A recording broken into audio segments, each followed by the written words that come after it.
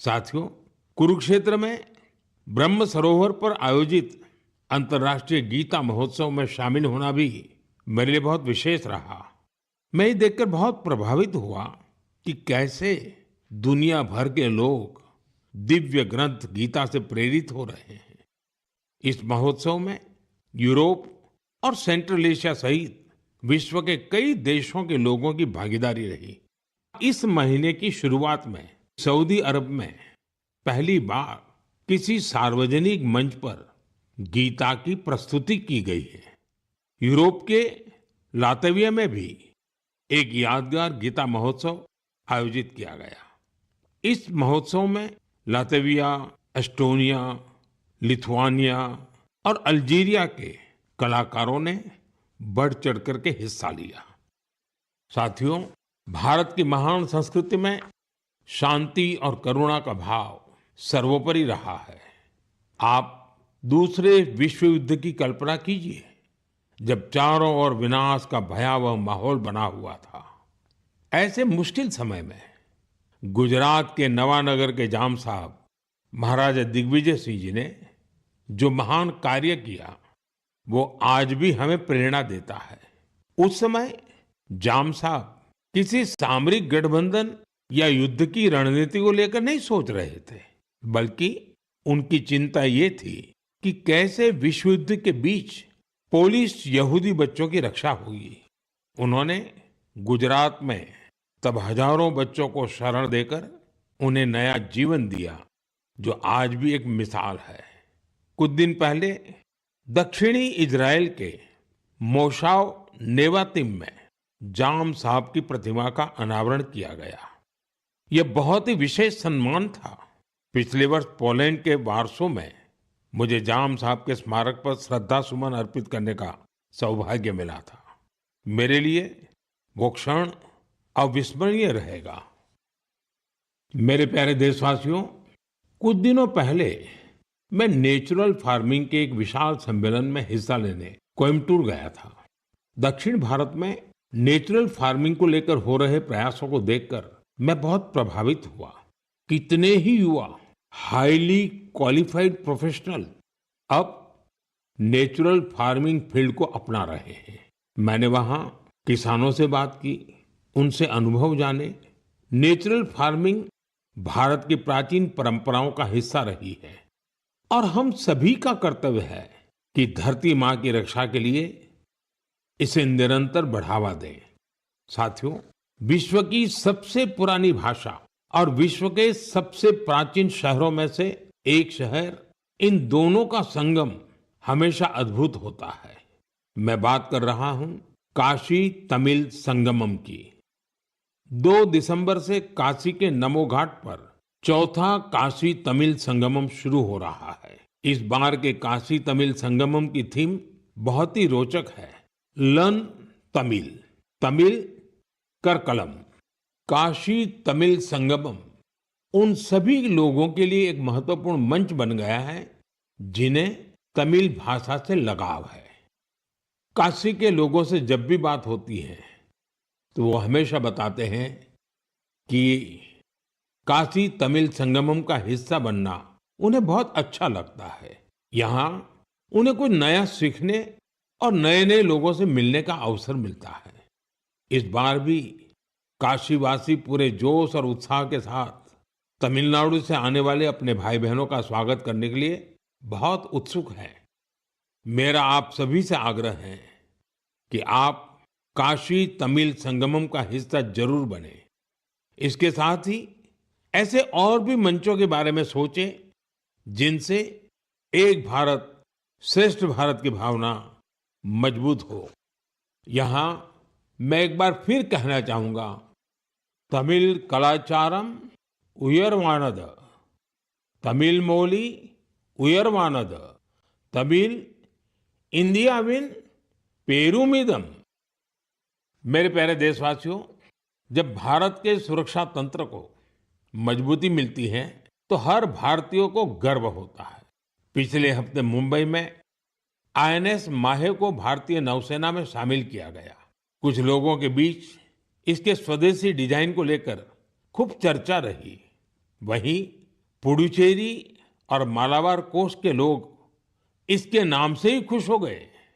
दरअसल इसका माहे नाम उस स्थान माहे के नाम पर रखा गया है जिसकी एक समृद्ध ऐतिहासिक विरासत रही है।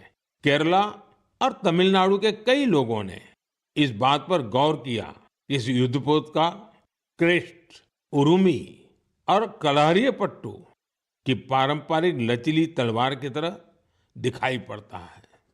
ये हम सबके लिए गर्व की बात है कि हमारी नौसेना बहुत ही तेजी से आत्मनिर्भरता की ओर कदम बढ़ा रही है।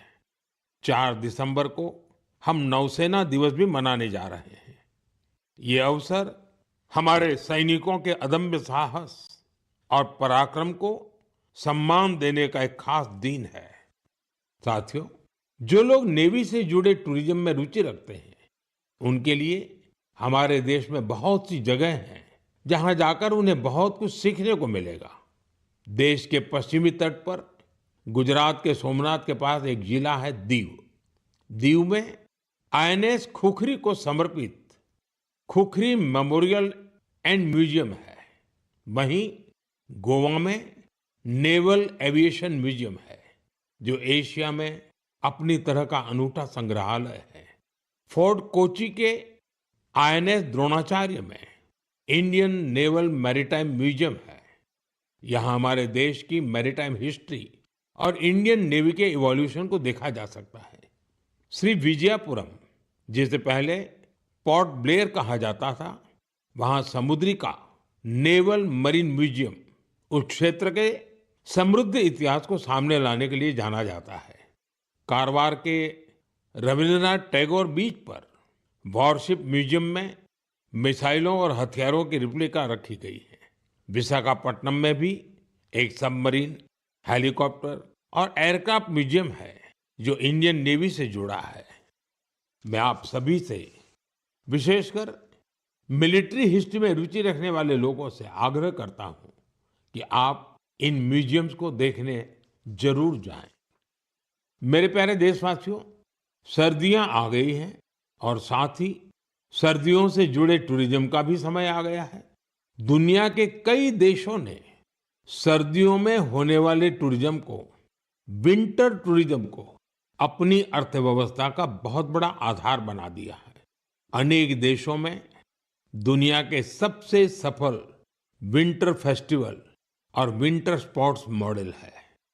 इन देशों ने skiing, snowboarding, snow trekking, ice climbing और फैमिली स्नो पार्क्स जैसे अनुभवों को अपनी पहचान बनाया है। इन्होंने अपने विंटर फेस्टिवल्स को भी वैश्विक आकर्षण में बदला है। साथियों, हमारे देश में भी विंटर टूरिज्म की हर क्षमता मौजूद है। हमारे पास पहाड़ भी हैं, संस्कृति भी है और एडवेंचर की असीम संभावनाएं भी हैं। मुझे खुशी है, इन दिनों उत्तराखंड का विंटर टूरिज्म लोगों को बहुत आकर्षित कर रहा है। सर्दियों के मौसम में औली, मुनस्यारी, चोपटा और डेहरा जैसी जगहें खूब पॉपुलर हो रही हैं। अभी कुछ सप्ताह पहले पिथौरागढ़ जिले में 14,500 फुट से अधिक की ऊंचाई पर आदि कैलाश में राज्य की पहली high altitude ultra run marathon का आयोजन किया गया था। इसमें देश भर के 18 राज्यों से 750 से ज्यादा एथलीट्स ने हिस्सा लिया था। 60 किलोमीटर लंबी आदि कैलाश परिक्रमा रन का प्रारंभ कड़कड़ाती सर्दी में सुबह 5 बजे हुआ था। इतनी ठंड के बावजूद भी लोगों का उत्साह देखते ही बनता था। आदि कैलाश की यात्रा पर जहां 3 साल पहले तक मात्र 2000 से कम पर्यटक आते थे, अब यह संख्या भी बढ़कर 30,000 से अधिक हो गई है। साथियों, कुछ ही हफ्तों में उत्तराखंड में विंटर गेम्स का आयोजन भी होना है। देश भर के खिलाड़ी, एडवेंचर प्रेमी और खेलों से जुड़े लोग इस आयोजन को लेकर उत्साहित हैं। स्कीइंग हो या स्नोबोर्डिंग, बर्फ पर होने वाले कई खेलों की तैयारियां शुरू हो चुकी हैं। उत्तराखंड ने विंटर टूरिज्म को बढ़ाने के लिए कनेक्टिविटी और इंफ्रास्ट्रक्चर पर भी फोकस किया है। होम स्टे को लेकर नई पॉलिसी भी बनाई गई है। साथियों, सर्दियों में बेड इन इंडिया अभियान की भी अलग धूम होती है। सर्दियों की सुनहरी धूप हो, पहाड़ से उतरते कोहरे की चादर हो, डेस्टिनेशन वेडिंग के लिए पहाड़ भी अब खूब पॉपुलर हो रहे हैं। कई शादियां तो अब खास तौर पर गंगा जी के किनारे हो रही है। साथियों, सर्दियों के इन दिनों में हिमालय की वादियां एक ऐसे अनुभव का हिस्सा बन जाती हैं जो जीवन भर साथ रहता है।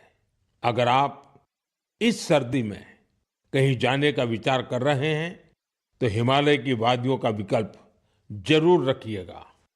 साथियों, कुछ हफ्ते पहले मैं भूटान गया था। ऐसे दौरों में अलग अलग प्रकार के संवाद और चर्चाओं का अवसर मिलता है।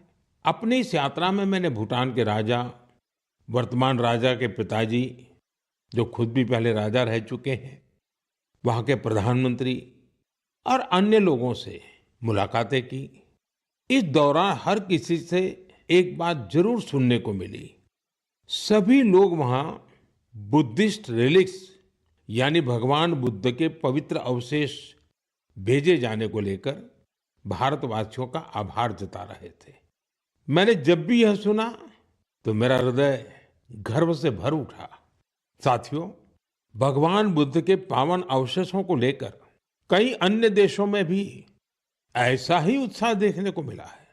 पिछले महीने ही नेशनल म्यूजियम से इन पवित्र अवशेषों को रूस के कलमिकिया ले जाया गया था। यहाँ बौद्ध धर्म का विशेष महत्व है। मुझे बताया गया कि इनके दर्शन के लिए रूस के दूर दराज से भी बहुत बड़ी संख्या में लोग वहां पहुंचे।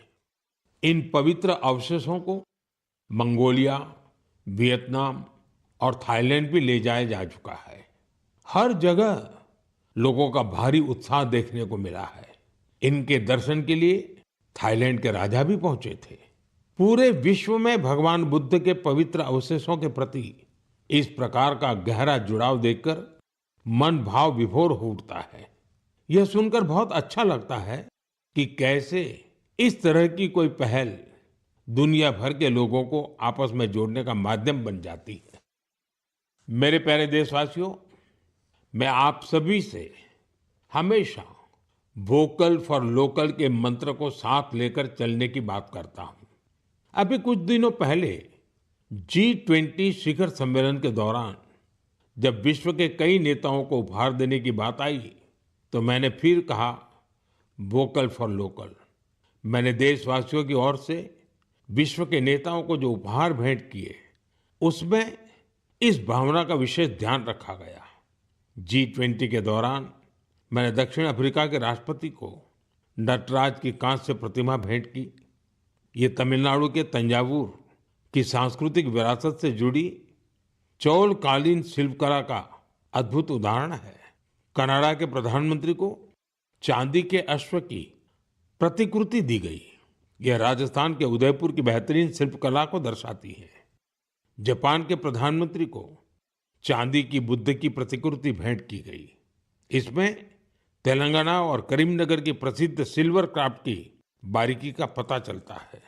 इटली की प्रधानमंत्री को फूलों की आकृतियों वाला सिल्वर मिरर उपहार में दिया। ये भी करीमनगर की ही पारंपरिक धातु शिल्पकला को प्रदर्शित करता है।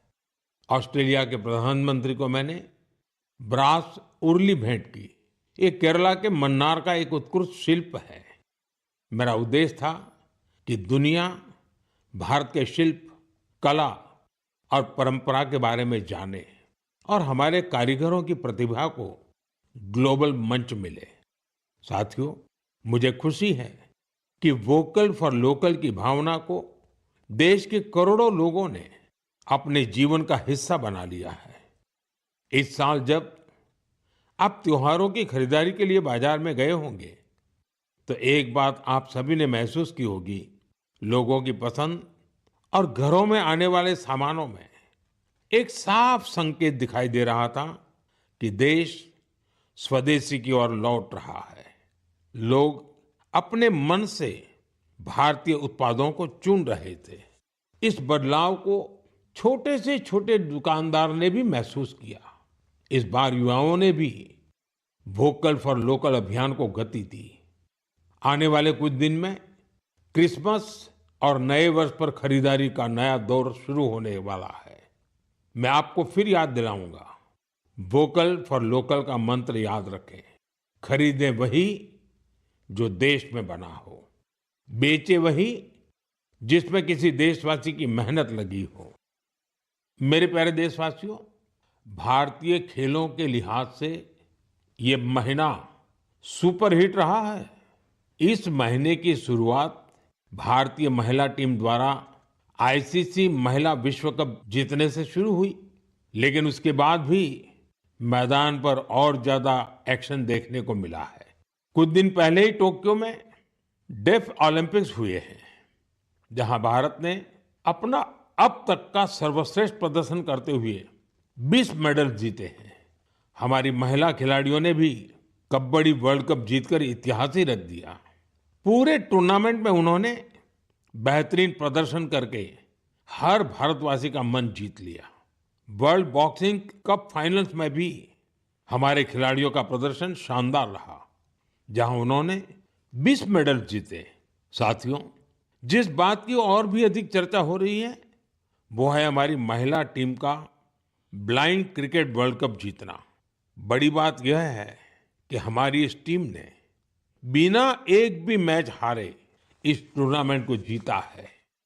देशवासियों को इस टीम के हर खिलाड़ी पर बहुत गर्व है।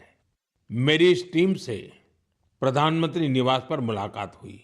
वाकई इस टीम का हौसला, उनका जज्बा हमें बहुत कुछ सिखाता है। यह विजय हमारे खेल इतिहास की सबसे बड़ी जीतों में से एक है, जो हर भारतीय को प्रेरित करती रहेगी। साथियों, आजकल हमारे देश में इंड्योरेंस स्पोर्ट्स की एक नई खेल संस्कृति भी तेजी से उभर रही है। इंड्योरेंस स्पोर्ट्स से मेरा मतलब ऐसी स्पोर्ट्स एक्टिविटीज से है जिनमें आपकी लिमिट्स की परख होती है। कुछ साल पहले तक मैराथन और बाइकेथॉन जैसे खास इवेंट कुछ विशेष लोगों तक ही सीमित थे, लेकिन अब बहुत कुछ बदल चुका है। मुझे बताया गया है कि देश भर में हर महीने 1500 से ज्यादा इंड्योरेंस स्पोर्ट्स का आयोजन होता है। इन इवेंट्स में हिस्सा लेने के लिए एथलीट्स दूर दूर तक जाते हैं। साथियों, इंड्योरेंस स्पोर्ट्स का ही एक उदाहरण है आयरमैन ट्रायथलॉन। आप कल्पना करिए, यदि आपको यह बताया जाए कि आपके पास एक दिन से भी कम समय है और आपको ये 3 काम करने हैं: समंदर में 4 किलोमीटर तक तैरना, 180 किलोमीटर साइकिल चलाना और करीब 42 किलोमीटर की मैराथन दौड़ लगाना, तो आप सोचेंगे कि कैसे संभव है। लेकिन फौलादी हौसले वाले लोग इस काम को भी सफलतापूर्वक कर ले जाते हैं। इसलिए इसे आयरनमैन ट्रायथलॉन कहा जाता है। गोवा में हाल ही में ऐसा ही एक आयोजन किया गया। आजकल इस तरह के आयोजनों में भी लोग बढ़ चढ़कर भागीदारी कर रहे हैं। ऐसी कई और प्रतियोगिताएं भी हैं जो हमारे युवा साथियों के बीच बहुत लोकप्रिय हो रही हैं। आजकल कई लोग